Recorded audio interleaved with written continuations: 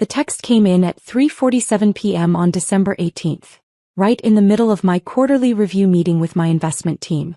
I glanced at my phone and saw my brother Michael's name on the screen. "Hey everyone, don't come to Christmas this year. Patricia and I decided we want a peaceful holiday with just our family. We don't want any drama. Thanks for understanding. Michael." I stared at the message for a moment, then typed back, "Understood."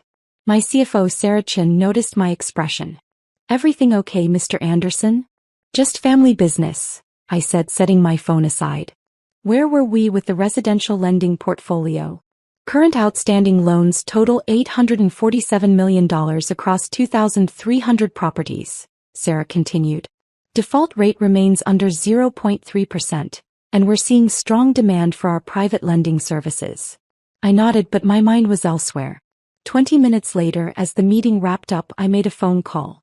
First National Bank, Private Banking Division, this is Jennifer. Jennifer, this is David Anderson from Phoenix Capital. I need to discuss loan number 2847 to 5521. The property at 1247 Maple Street. Of course, Mr. Anderson. What can I help you with regarding that account? I'd like to exercise the acceleration clause and call the loan due immediately. There was a pause. Sir, that's a $680,000 mortgage with payments current. Are you sure you want to accelerate? I'm sure. Please prepare the documentation. The borrowers have 30 days to pay in full or face foreclosure proceedings. Understood, sir. We'll process this immediately. I hung up and looked out my office window at the city skyline. Somewhere out there, my brother was preparing for his peaceful Christmas, completely unaware that I owned the mortgage on his dream house. The irony wasn't lost on me.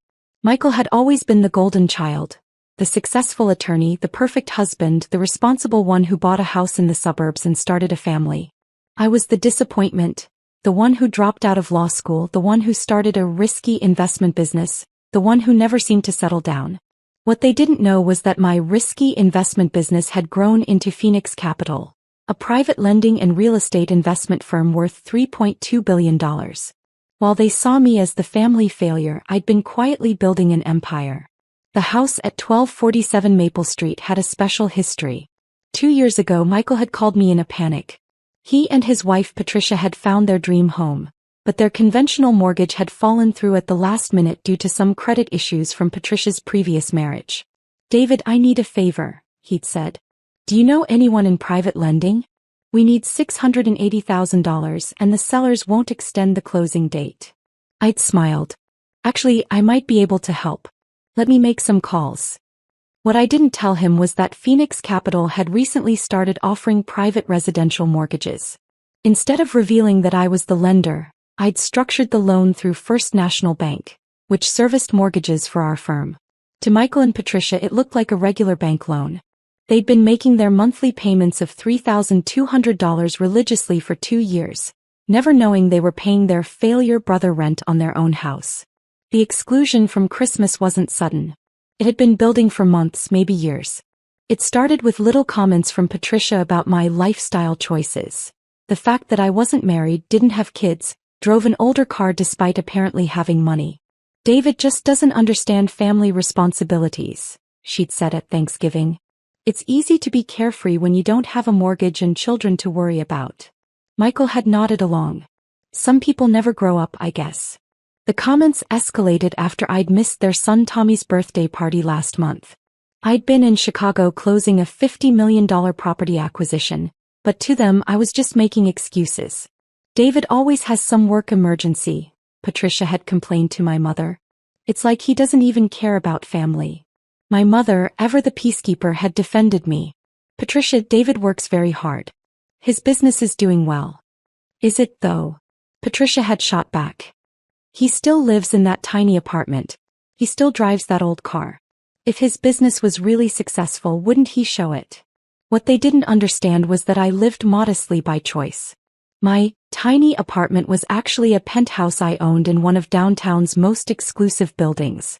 My old car was a perfectly maintained classic that I preferred to flashy new vehicles.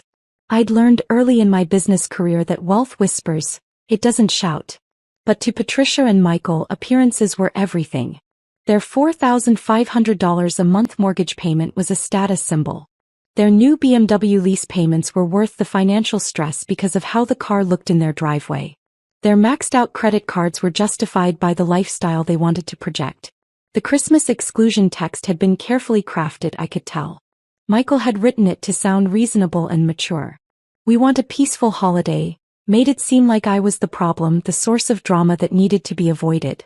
The timing was deliberate too, December 18th. Late enough that I couldn't make other plans, but early enough that they could claim they'd given me notice. But what really got to me was the assumption. They'd assumed I'd be devastated. They'd assumed I'd beg to be included. They'd assumed I had nowhere else to go and nothing else to do. They were wrong on all counts. I spent the evening reviewing Michael's loan file. The original application showed a household income of $180,000, good money, but not enough to comfortably afford a $680,000 house plus their other expenses. Patricia's credit score had been 640 due to a previous bankruptcy. Michael's debt-to-income ratio was borderline. Any conventional lender would have required a larger down payment or a co-signer. Phoenix Capital had approved the loan because I knew Michael's employment was stable and because, honestly, I wanted to help my brother achieve his dream. Now I was wondering if that had been a mistake. The next morning, I had my assistant pull all the records on 1247 Maple Street. What I found was interesting. Michael and Patricia had refinanced their first mortgage 6 months after closing, pulling out $40,000 in equity for home improvements. Except the city records showed no permits for major renovations. They'd also taken out a home equity line of credit for another $60,000. According to their social media posts, they'd used that money for a European vacation and a new swimming pool. Their total debt on the house was now $780,000, more than the current market value of $750,000. They were underwater and leveraged to the hilt. Most concerning was the payment history. While the mortgage payments had been on time, they'd been consistently late, usually by 10 to 15 days each month.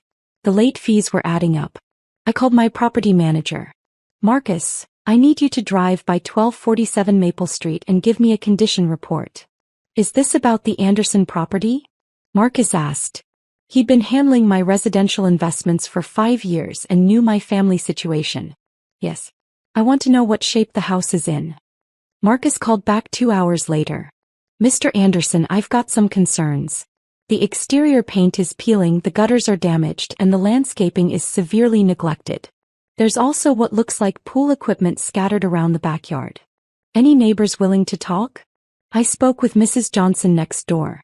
She mentioned that there have been some loud parties lately, and she's concerned about property values in the neighborhood. I hung up and made another call to Jennifer at First National. "Jennifer, I need the payment history on loan 2847 to 5521. Specifically, I want to know about late fees and any missed payments." "Let me pull that up. Mr. Anderson, the borrowers have been consistently late with payments. Never more than 30 days, so we haven't reported it to credit agencies, but they've paid $4,800 in late fees over the past year. Have they contacted you about any payment difficulties?"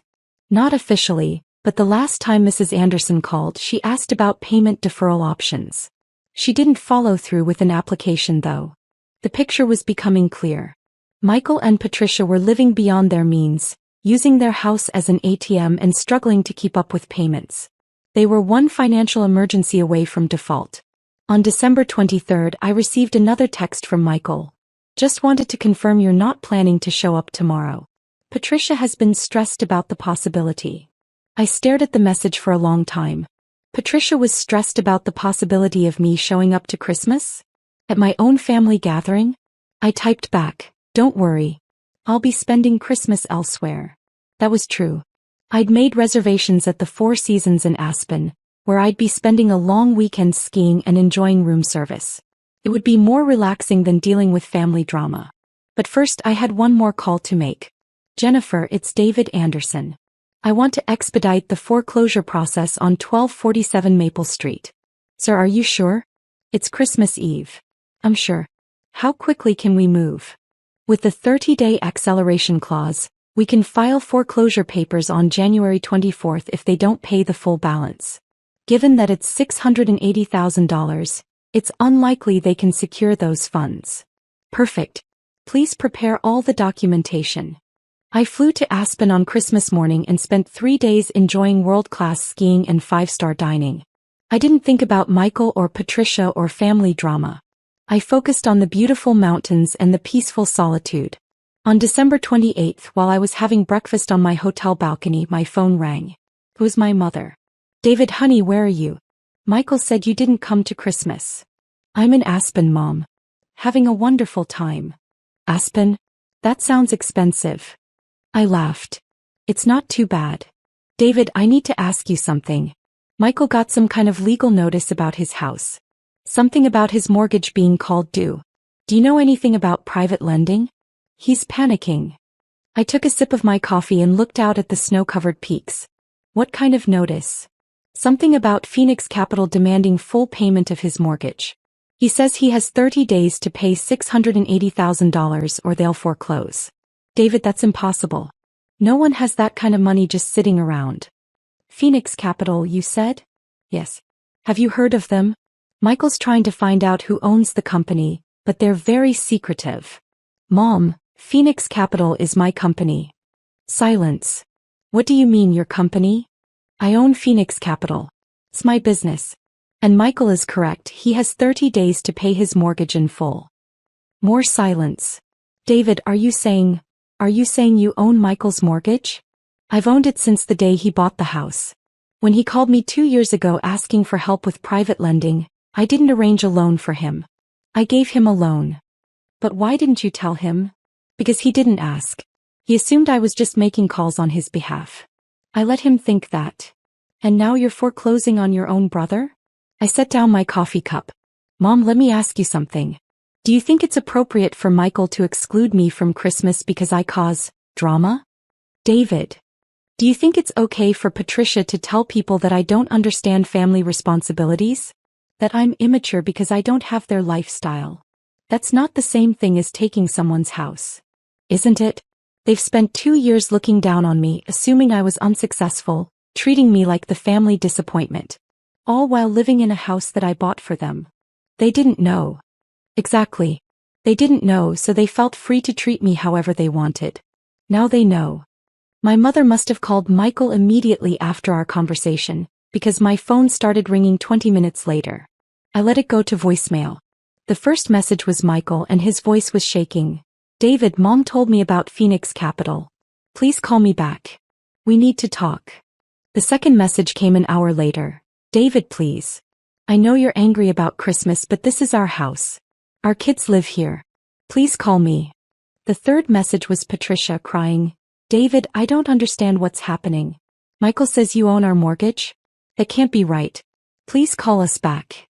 By the end of the day, I had 12 voicemails and 37 text messages. I ignored them all and went skiing. On December 30th, Michael drove to my apartment building. He didn't know I was still in Aspen, so he waited in the lobby for 3 hours before the doorman told him I was out of town. He left a note. David, I'm sorry about Christmas. I made a mistake. Please don't take our house. We can work this out. Michael. On December 31st, Patricia posted on Facebook. If anyone knows David Anderson or has connections with Phoenix Capital, please message me. We're facing foreclosure due to a misunderstanding. The irony of Patricia asking for help finding me while simultaneously not knowing I owned the company foreclosing on her house was not lost on my friends, several of whom called to ask if I'd seen the post. On January 2nd, Michael went to First National Bank and demanded to speak with someone about his mortgage. Jennifer told him that all decisions regarding Phoenix Capital loans had to be made by the company directly. How do I contact Phoenix Capital? Michael asked. You can submit a written request for loan modification to their corporate office, Jennifer replied, handing him a form. Michael filled out the form requesting a meeting with Phoenix Capital's CEO to discuss his mortgage situation. The form landed on my desk the next morning. I returned from Aspen on January 3rd, rested and clear-headed. My assistant handed me a stack of messages, 47 from family members, 12 from First National Bank, and 6 from attorneys Michael had apparently consulted about fighting the foreclosure. I called Jennifer first. Mr. Anderson, the borrowers have been calling daily. They're requesting a loan modification meeting. Set it up for January 15th at 2 p.m. Conference room A. Should I tell them who they'll be meeting with? Just tell them they'll be meeting with the decision maker. Next, I called my attorney. David, I've been getting calls from some lawyer representing your brother. He's claiming the foreclosure is retaliatory and asking about family relationships between Phoenix Capital and the borrower. What did you tell him? I told him that Phoenix Capital makes lending decisions based solely on contractual obligations and payment history. The borrower violated the acceleration clause, so the loan is due. But any legal issues? None. The contract is ironclad, and they've been consistently late with payments. You're on solid legal ground. January 15th arrived cold and snowy. I dressed in my best suit and arrived at the Phoenix Capital offices early to prepare for the meeting. At 2 p.m. sharp, Michael and Patricia arrived with their attorney, a nervous-looking man named James Peterson. My assistant escorted them to conference room A, where I was waiting at the head of the table. The look on their faces when they saw me was worth the entire ordeal. David, Patricia whispered. What are you doing here? I'm the CEO of Phoenix Capital, I said calmly. Please, sit down. Michael was staring at me like he'd seen a ghost. You're the CEO? I'm the founder and majority owner, yes. They sat down slowly, their attorney looking confused. Mr. Anderson, Peterson said, I wasn't aware you had a personal relationship with my clients. They're my brother and sister-in-law, I replied, which makes this situation particularly disappointing. Michael found his voice. David, I don't understand. How long have you owned Phoenix Capital? 8 years. I started it after I dropped out of law school. But you said you were making calls on our behalf when we needed the mortgage. No, Michael. You said you needed help with private lending. I helped you. I just didn't specify that the help was coming directly from me. Patricia was starting to cry. David, we had no idea. If we'd known. If you'd known what? That I was successful? That I owned a multi-billion-dollar company? Would you have treated me differently? Of course. So you only treat people well when you think they're successful? She opened her mouth, then closed it. Michael leaned forward. David, about Christmas? What about Christmas? I made a mistake. I was wrong to exclude you. Why? Because you're family. I was family on December 18th when you sent that text. What's changed? Michael looked at his hands. We didn't know who you were. You knew exactly who I was. I'm your brother. That should have been enough. I opened the folder in front of me. Let's discuss your mortgage situation. Peterson pulled out his legal pad. My clients are requesting a loan modification. Your clients are requesting mercy, I interrupted. Let's be honest about what this is. Michael nodded. David, we're asking for mercy. Tell me why I should show you mercy. Because we're family, Patricia said. You excluded me from Christmas because I caused drama. You told people I don't understand family responsibilities. You treated me like an embarrassment for 2 years while living in a house I bought for you. We didn't know, Michael said quietly. Would it have mattered if I'd been working at McDonald's? Would I have deserved more respect then? They were both crying now. David, Michael said, I'm sorry. I'm so sorry. We were wrong about everything. What specifically were you wrong about? We judged you based on appearances. We assumed you weren't successful because you don't show off. We treated you badly because we thought we were better than you. And we excluded you from Christmas because Patricia was embarrassed by you. Patricia looked up sharply. Michael. It's true, he continued. She was embarrassed that her friends might meet you and think less of our family. Is that true, Patricia? She nodded, sobbing. I thought you were a loser. I'm so sorry. I looked at both of them for a long moment. They were broken, humbled, and finally seeing me clearly for the first time in years. Here are my terms, I said finally. First, the mortgage stays in place, but I'm reducing the interest rate from 4.8% to 2.9%. That will save you about $800 per month. They looked up, hope flickering in their eyes. Second, you'll refinance with a conventional lender within 2 years. I don't want to be your mortgage holder long term. We can do that, Michael said quickly. Third, no more late payments. One late payment and the acceleration clause goes back into effect. Understood. Fourth, you're going to apologize to Mom for making her think her son was heartless enough to steal his brother's house. Of course. And fifth, I said, standing up, you're going to host a make-up Christmas dinner in February. You're going to invite the whole family, and you're going to publicly acknowledge that you misjudged me. Yes, Patricia said immediately. Yes, absolutely. And Patricia? You're going to explain to your friends that your brother-in-law is actually quite successful, and you're proud to be part of his family. She nodded vigorously. I closed the folder. Mr. Peterson, please prepare the loan modification paperwork. 2.9% interest rate, all other terms remain the same. As they gathered their things to leave, Michael turned back to me. David. Yes. Thank you. And I'm sorry. Really, truly sorry. I know you are, Michael.